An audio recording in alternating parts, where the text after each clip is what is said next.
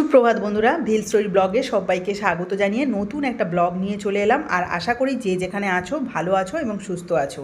আর আমরা কিন্তু আগে থেকে অনেকটাই বেটার আছি। তো চলো আজকে ব্লগটা শুরু করি। আর তোমরা কিন্তু শুরু থেকে শেষ অবধি ভিডিওটা দেখো, আশা করি ভালো লাগবে। আর দেখো, সকালবেলা একটা কুর্তি পরেছি আর তার সাথে কিন্তু একটা পালাজো পরেছি। আর এই পালাজোটা প্রিয়াঙ্কা কিনে দিয়েছিল আগের দিন সোনারপুরে যখন গেছিলাম, কিন্তু সেটা পরে দেখছি আমার ছোট হয়েছে, মানে মাঝখানটা কেমন উঁচু হয়ে আছে যেন, মানে কমফোর্টেবল মনে হচ্ছিল না। তাছাড়া ওই কুর্তিটা তো ফিটিংস করেছি যেন, সেটাও ভালো লাগছে না। সেই জন্য ওই কুর্তিটা চেঞ্জ করে আমি রেড কালারে কুর্তিটা পরে নিয়েছি। তবুও যেন অস্বস্তি লাগছে, কারণ প্যান্টটা যেন এর সাথে মানাচ্ছে না। তাই এই প্যান্টটাকে আবার চেঞ্জ করলাম, করে যে আমার হোয়াইট কালার লেগিংস আর ওড়না ছিল সেটাই পরে নিলাম। তারপরে মনে হলো না ঠিক আছে, তো চলো এবার যাওয়া যাক। কোথায় যাচ্ছি সেটা তো বলি। আমার ছেলেকে যে সোনারপুরে ডাক্তার দেখানো শুরু করেছি, সেই ডাক্তারের কাছে আবার যেতে হচ্ছে। মানে ওই যে রিপোর্ট করিয়েছি, রিপোর্টটা নিয়ে তারপরে আবার চেক আপ করার জন্য যেতে হচ্ছে। আর এখানে দেখো, মা আর ছেলে দুজনেই কিন্তু রেড কালারের জামা পরেছি। কেমন লাগছে অবশ্যই কিন্তু কমেন্টে জানিও। আর তোমাদের দাদাভাই ব্লু কালারের গেঞ্জি পরেছে। আর জানো তো, আমাদের বেরোতে বেশ অনেকটাই লেট হয়ে গেছে। কোথায় বাড়ি থেকে বেরোনোর কথা ছিল 7টার সময়, আর তোমাদের দাদাভাই ঘুম থেকে উঠেছে 8টার সময়। তারপরে আমাদের রেডি হয়ে বেরোতে প্রায় 9টা বেজে গেছিলো। ভেবেছিলাম তাড়াতাড়ি ডাক্তার দেখিয়ে বাড়ি ফিরে একটুখানি রেস্ট নেব, তারপরে আবার ভিল স্টোরিতে রান্না করতে যাব, কিন্তু সেটা আর হবে না। আর এই যে রোদ্দুরের সময় যাচ্ছি, আর তারপরে কী বলতো, মাঝে মাঝে বৃষ্টিও পড়ছে।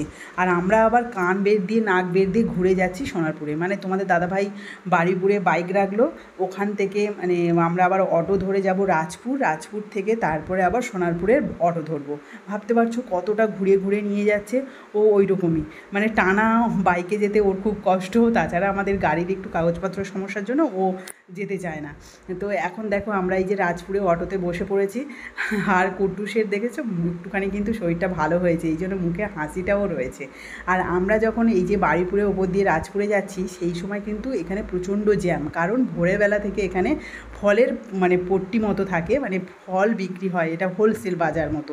তো বিভিন্ন ধরনের ফল রয়েছে এখানে। দেখো আমরা ঝাঁকা, মানে কতগুলো ঝাঁকাতে আমরা রয়েছে। আর তাছাড়া কিন্তু এই যে মৌসুম্বি আর বিশেষ করে পেয়ারা বিখ্যাত, জানোই বারুইপুরের বিখ্যাত পেয়ারা এখানে হোলসেল বাজারে যায়, সেগুলো কিন্তু এখানে ওই ভোরবেলাতে বিক্রি হয়। আর এখানে দেখো ওই যে আঁশফলগুলো এত বড় বড়, মানে লিচুর থেকেও বড়। আমি দেখে তো অবাক হয়ে গেলাম।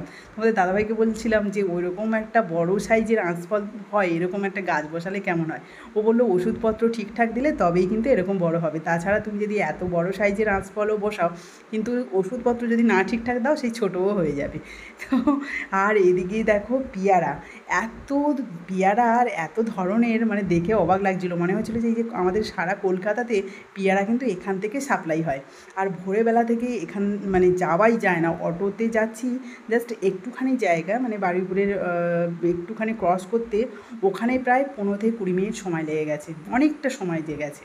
তো কিছু করার নেই, কারণ এই যে ফল বিক্রি হচ্ছে তার সাইড থেকে তো অটো যাবে, মানে মানুষজন রয়েছে প্রচুর। তো এটা দেখতে দেখতে যেতে বেশ ভালোও লাগছিল, বিভিন্ন ধরনের ফল রয়েছে।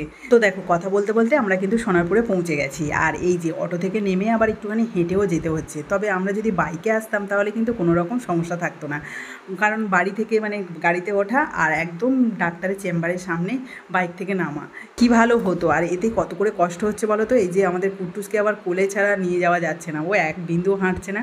তো দেখো এখানে চলে এলাম, প্রায় 5 মিনিট মতো হাঁটতে হলো ডাক্তার চেম্বারের সামনে আসতে। আর এটা কিন্তু ওনাদের বাড়ি, নিজস্ব বাড়িতেই বসেন। আর এই যে কুট্টুসের রিপোর্টটা কিন্তু আগে থেকেই এই যে ডাক্তারের চেম্বারে এখানে বক্স আছে, ওই বক্সের মধ্যে চলে এসেছিলো। তো তোমাদের দাদাভাই নিয়ে একটু দেখছে যে কী সমস্যা আছে কিনা, বুঝতে পারে কিনা, কিন্তু এখনও তেমনভাবে বুঝতে পারছে না। এটা ডাক্তারকে দেবে, তারপর ডাক্তার দেখে বলবে। তো এখানে 2-4 জন পেশেন্ট ছিল বলে আমিও ওয়েট করছিলাম। তারপরে বেশিক্ষণ লাগলো না, ভেতরে গিয়ে এই যে ডাক্তার দেখালাম। তবে আমি ওখানে ওয়েট করছিলাম, তোমাদের দাদাভাই আবার নেবুলাইজার, ইনহেলারের মাস্ক এইসব কিনতে গেছিলো। তার জন্য মানে ডাক্তার ওটা ভালো করে বুঝিয়ে দেবে বলে, মানে সামনাসামনি কিনে নিয়ে এসে ডাক্তারের কাছ থেকে শিখে নিয়ে তারপরে কিন্তু আমরা বেরোলাম। আর ডাক্তার বললো কোনো অসুবিধা নেই, মানে এই ওষুধপত্রগুলো ঠিকঠাক খেলে বা নেবুলাইজার, ইনহেলার এগুলো যদি ঠিকঠাক নেয় তাহলে কিন্তু খুব তাড়াতাড়ি সেরে যাবে। মানে যতবারই আসছি ততবারই কিছু না কিছু নতুন নতুন কিনতে হচ্ছে, করার নেই। আর 1 সপ্তাহ পরে ঘুরে যাবো, মানে কেমন আছে তো দেখিয়ে যাওয়া। চলো এখন সোনারপুর স্টেশন যাবো। এখন ট্রেনে করে যাব, আমরা তো এলাম বাসে, ওই অটো করে। ট্রেনে করে যাবো। আমরা যখন বাড়ি থেকে বেরিয়েছিলাম তখন 1 গ্লাস করে ছাতু খেয়েছিলাম, আর তারপরে প্রচণ্ড খিদে পেয়ে গেছে। এখান থেকে ওখান থেকে ঘুরে ঘুরে আসতে খিদে পাবে না বলো? তাই বললাম যে চলো একটুখানি কিছু খাওয়া যাক। তো তোমাদের দাদাভাই বললো চলো বন্ধন কচুরি খাওয়া হোক। আর যারা সোনারপুরে থাকো তারা তো জানোই যে সোনারপুরের বন্ধন কচুরি কতটা ফেমাস। ওটা খুব খেতাম যখন সোনারপুরে থাকতাম। এখন কতটা ফেমাস জানি না, তখন কিন্তু খুব ফেমাস ছিল, মানে আজ থেকে 7-8 বছর আগে। তো যাই হোক, এখানেই বসে পড়লাম কচুরি খাওয়ার জন্য। তো খুব একটা খারাপ লাগলো না, মোটামুটি ভালোই লেগেছে। তবে খাওয়ার পরে কিন্তু আমার শরীরটা খুব খারাপ হচ্ছিলো। ওই সকালবেলা তেলের জিনিস, আমার তেলের জিনিসটা একদমই ভালো লাগে না, কিন্তু ওই যে পুরনো স্মৃতি মনে করার জন্য এই কচুরিটা খেয়েছিলাম। আর এই যে এখন স্টেশনের দিকে যাচ্ছি, আর দেখতে পাচ্ছ ঘড়িতে কটা বাজে, 11টা বাজতে যায়, মানে 1 মিনিট বাকি আছে। এখন আমরা স্টেশনে যাচ্ছি, টিকিটটা আবার কাটতে হবে, তারপরে আমরা প্ল্যাটফর্মে উঠবো। আর এখানে দেখো সেই সোনারপুর স্টেশন একটু অন্যরকম হয়ে গেছে, মানে বেশ অনেকটা বছর কেটে গেল তো দেখলাম বেশ উঁচু হয়ে গেছে যেন স্টেশনটা। আর এই যে ফ্লাইওভারের ওপর দাঁড়িয়ে দেখছিলাম আর তোমাদেরও দেখাচ্ছি, এই জায়গাটা কিন্তু প্রচুর ঘুরেছি, প্রচুর বলতে গেলে। আর ওই যে দেখতে পাচ্ছ ওই ফ্লাইওভারটা, ওখানে কিন্তু অনেকবার দাঁড়িয়ে থাকতাম তোমাদের দাদাভাই আর আমি। তারপরে মানে আমাদের যেহেতু মানে খুব কাছেই, আমি এই সোনারপুরের স্টেশনে একদম কাছেই থাকতাম, সেই জন্য কিন্তু প্রায় সময় আমরা এখানে ঘোরাঘুরি করেছি। আর সেই জায়গাটা দেখতে না সাথে মানে খুব মনে পড়ছিল সেই সব সময়কার কথাগুলো। তো ভালোই লাগছে বেশ। তো এখানে বেশ 5-7 মিনিট মতো দাঁড়িয়েছিলাম। তারপরে এই যে ক্যানিং ট্রেনটা বেরিয়ে যাচ্ছে, এরপরে এসেছিলো লক্ষ্মী, আর লক্ষ্মীতে করেই কিন্তু আমরা যাব বারুইপুর স্টেশন। আর চলো তোমরা যারা কমেন্ট করো তোমাদের নামগুলো পড়ে নিই ঝটপট। প্রথমে আমি ইউটিউব বন্ধুদের নামগুলো পড়ে নিচ্ছি। আচ্ছা, ঋতিকা মজুমদার, সোনালী সাহা, অনিন্দিতা, প্রগতি দত্ত, সমাজ ডেলি ব্লগস, তারপরে পিন্টু ঠিকাদার। তোমরা প্রত্যেকেই কিন্তু খুব ভালো ভালো কমেন্ট করো। তবে আজকের কমেন্টগুলো পড়লাম না, তোমাদের নামগুলো নিয়ে নিলাম। আশা করি তোমরা যেভাবে আমার পাশে থাকো এভাবেই পাশে থাকবে এবং আমার ভিডিওগুলো দেখতে থাকবে।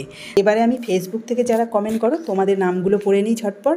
তৃণা চ্যাটার্জি, কোহেলি পাঞ্জা, অরিজিৎ দাস, বর্ণালী মিশ্র, তৃষ্ণা চৌধুরী, দীপালি কর, দীপা রয় ভৌমিক, প্রিয়াঙ্কা নস্কর, আর রয়েছে অভিদে। তোমরা প্রত্যেকেই কিন্তু খুব ভালো ভালো কমেন্ট করো, এভাবেই আমার পাশে থেকো আর আমাকে আশীর্বাদ এবং ভালোবাসা দিও, যাতে আমি আরও ভালো ভালো ভিডিও তোমাদের উপহার দিতে পারি। দেখো তোমাদের নাম নিতে নিতে আর এদিকে আমরা কিন্তু বারুইপুরে চলে এসেছি। আর এই যে গ্যারেজ থেকে বাইকটা বের করানোর পর আমরা এবার সবাই মিলে বাইকে করে বাড়ি যাচ্ছি। আর প্রচণ্ড খিদে আর মাথা ঘুরছে, কষ্টও হচ্ছে, কারণ তেলের জিনিস খেয়েছিলাম না। তাই বাড়ি ফিরে কিন্তু সঙ্গে সঙ্গে স্নান করে আর খেতে বসে গেছি কলা পাতায়। তবে এর আগে কুট্টুসকে কিন্তু খাইয়ে দিয়েছিলাম, ওই মাছের ঝোল দিয়েই খাইয়েছি। তারপর ওকে ঘুম পাড়িয়ে দিয়ে আমরা খেতে বসে গেছি। আর বাবা তো জানোই কলা পাতা খেতে ভীষণ পছন্দ করে, তাই আগে থেকে কেটে রেখেছিল। আর আমাদের এই যে একটা বেগুন আলু টালু দিয়ে একটা চচ্চড়ির মতো করেছিল মা, কাঁকড়া দিয়ে। আর এদিকে মাছ দিয়ে, মানে ওই পুকুরে জ্যান্ত মাছ দিয়ে, তারপরে কলমি শাক, আলু, বেগুন টেগুন দিয়ে তরকারি করেছিল মা। একটু সবজি টবজি একসাথে দিয়ে এই তরকারিটা করে, বেশ ভালো লাগে কিন্তু। আর আমাদের কুট্টুসের জন্য যেহেতু ঝাল ছাড়া রান্না হয়, সেই জন্য আমি কাঁচা লঙ্কা দেখো মাখিয়ে খাচ্ছি। আর না হলে না আমি খেতে পারি না, একটু ঝাল ঝাল জিনিসই আমার বেশি পছন্দ। দেখো এখন সন্ধ্যে 8:30 বাজে, আর কুট্টুসের খাবার নিয়ে চলে এসেছি, কারণ সন্ধ্যেবেলা থেকেই, মানে সন্ধ্যেবেলার আগে খেয়েছিল একটুখানি দুধ, আর কিছুই খায়নি, ওর খিদে পেয়ে গেছে, তাই এখন খাবে। এই দেখো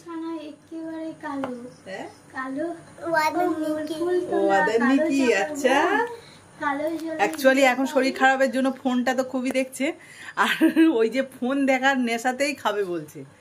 ভাত খাওয়ার সময় তখন 1 গাল খাবে, তারপর বলে খাও না, তাহলে কিন্তু ফোনও বা ঠিক আছে আর দেবো না। আর ওদিকে দেবজিৎ কাকা দেখ পড়াশোনা করছে কি সুন্দর, দেখছিস তো? দেবজিৎ ওদিকে পড়াশোনা করছে আর কুট্টু সেই বদমাশি করছে। কিছু করার নেই, এখন বদমাশিটা আমাদের দেখতে হবে। তবে এ থেকে জেট পর্যন্ত আবার লিখে দিয়েছে সোনা ছেলে হয়ে। তুমি সোনা ছেলে? ডাক্তার দেখিয়ে একটুখানি ভালো আছে, সেই জন্য এই যে হাসি মুখটা দেখা যাচ্ছে, না হলে তো নেতিয়ে পড়ছিল। তবে হ্যাঁ, ডাক্তারটা চেঞ্জ করে খুবই ভালো, মানে উপকার পাচ্ছি, দেখতে পাচ্ছি এখন। জানি না এরপরে কি হবে, তবে জাস্ট দুদিনের মধ্যে অনেকটাই কিন্তু ইমপ্রুভ হয়েছে।